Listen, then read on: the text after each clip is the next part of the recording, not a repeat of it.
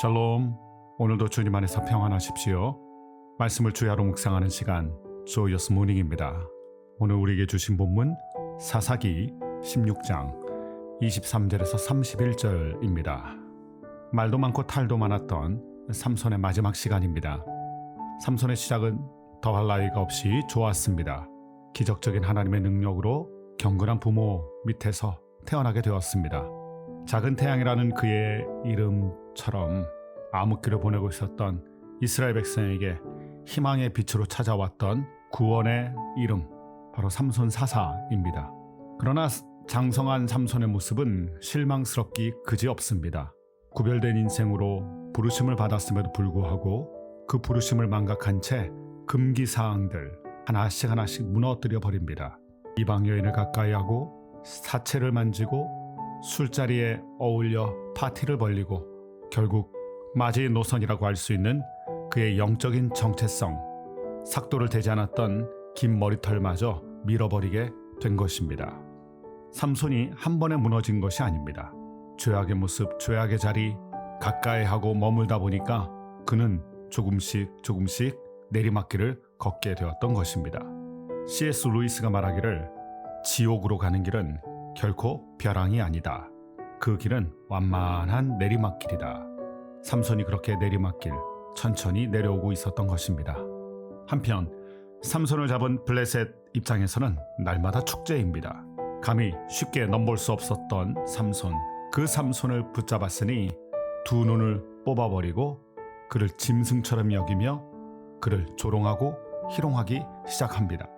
마치 동물원의 원숭이처럼 큰 구경거리와 수치가 되고 조롱이 된 것입니다.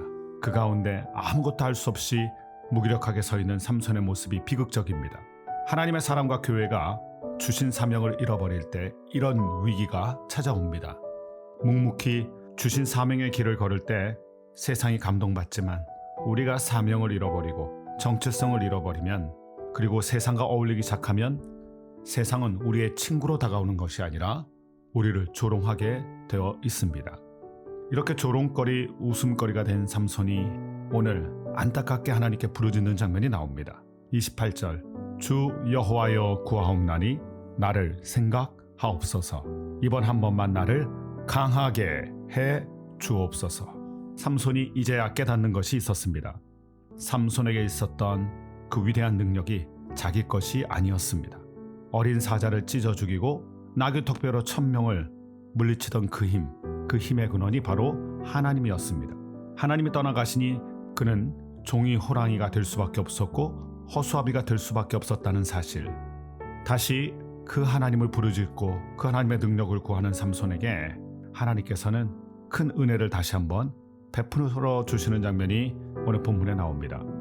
삼손은 눈이 멀고야 온갖 고난을 당하고야 비로소 영적인 눈을 뜨게 됩니다. 성도와 교회가 배우고 느끼는 바가 있습니다. 우리는 언제나 하나님 중심으로 하나님께 붙잡혀야 된다는 것입니다. 하나님 떠나가시면 아무것도 아닌 게 바로 성도와 교회의 모습입니다.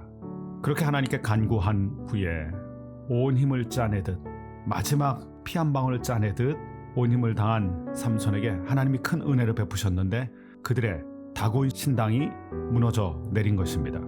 다곤 신전에 몰려들어서 삼손을 조롱하던 블레셋의 고관 대작들과 여러 사람들이 떼죽음을 당합니다.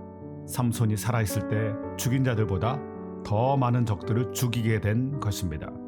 인간적으로 강했던 삼손이었을 때보다 연약한 삼손이 되었을 때 오히려 더 큰 역사가 일어나게 된 것입니다. 깨닫는 것이 있습니다. 하나님 앞에 내가 깨져야 더 크게 쓰임받습니다. 더 깨져야 더 크게 쓰임받습니다. 야곱이 깨져서 이스라엘이 되어야 하나님의 손에 쓰임받는 것이고, 삼손처럼 그의 깨어짐을 통하여서 더 큰 하나님의 능력을 맛보게 되는 것입니다. 이렇게 말도 많고 탈도 많았던 삼손의 끝입니다. 하마터면 실패자라는 오명 가운데 죽을 뻔했는데 마지막 순간에 회개하고 마지막 순간에 하나님의 크신 은혜로 말미암아 그 모든 것이 회복되는 역사가 있었습니다. 아쉬운 건 마지막 순간에야 쓰임받았던 삼손을 보면서 그가 처음부터 쓰임받았다면 얼마나 대단하고 좋았을까, 그런 아쉬움을 남기게 됩니다. 삼손의 모습을 보면서 다짐하는 것이 있습니다. 일평생 하나님 손에 귀하게 쓰임받고 싶다. 저와 여러분은 반짝 인생이 아니라 일평생 하나님 손에 붙잡혀서 귀하게 복되게 쓰임받는 역사가 있게 되기를 간절히 축원드립니다.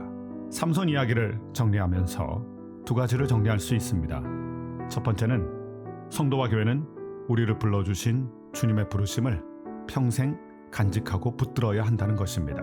부르심과 사명을 잃어버리면 믿음의 위기, 인생의 위기가 찾아옵니다. 두 번째, 삼손이 강해서 쓰임받았던 것이 아닙니다. 삼손을 강하게 하셨기 때문에 쓰임받았던 것입니다.